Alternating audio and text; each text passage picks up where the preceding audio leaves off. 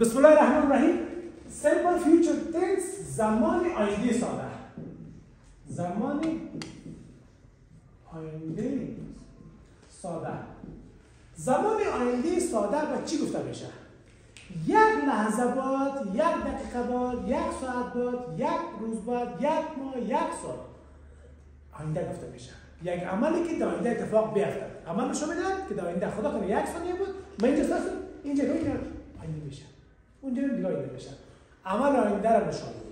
پس simple future tense describe action. عمل مشخص میکنه و event و مراسمی را مشخص میکنه. That will occur که اتفاق بیفتد after present moment. بس لحظه حال، لحظه آل، یک لحظات اون آینده است. یا describe action that will happen in future. عملی را نشان میدهد که در آینده اتفاق بیفتد.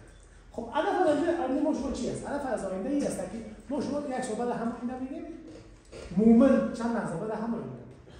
اما در زمان آینده مهمترین چیز ما شما tomorrow است.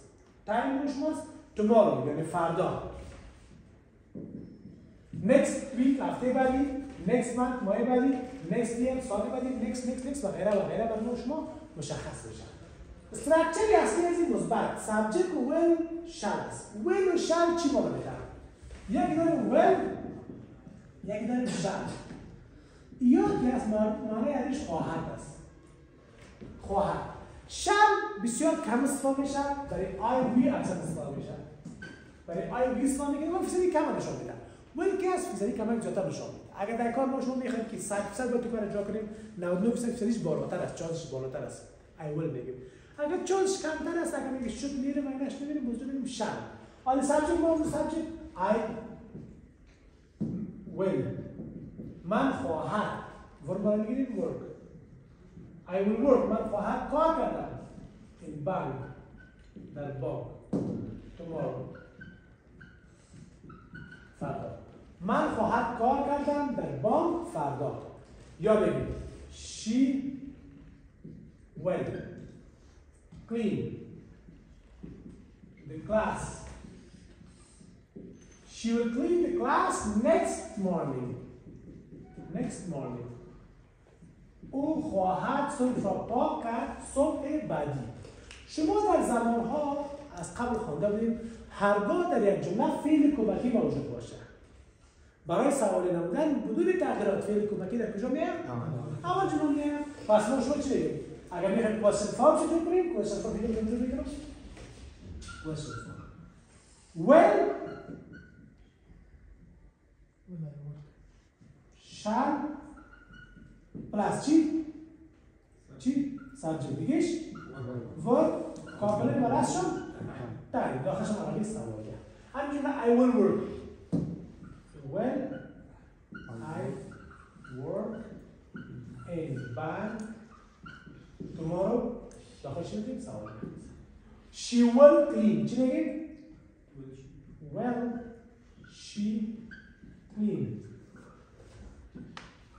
the class next morning.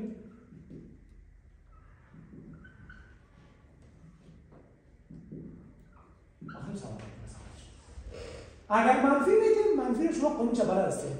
بعد فعل کمکی ناتلاب میشه. یعنی subject plus will و shall plus not plus verb plus complement و plus time. همین جمله I will چی میگیم بریش؟ I will not work in bank و غیره. ما شما میدونیم که از will not از میگن won't. مثل کلمه شما can't میگن که won't بگن استفاده میشه. همیشه باید داشته باشین که هرگاه سوال با هر فعل کمکی شروع شده پس به اون فعل کمکی باید دوباره جواب داده شود. مثلا will I work in bank? Yes. بله yes you will. اگر نخیر no you won't or you will not. دیگهش will she clean the class چی میگیم؟ Yes she will. اگر نخیر no she will not. پس بشه که ما شما عزیز فرمایید. این است زمان آینده.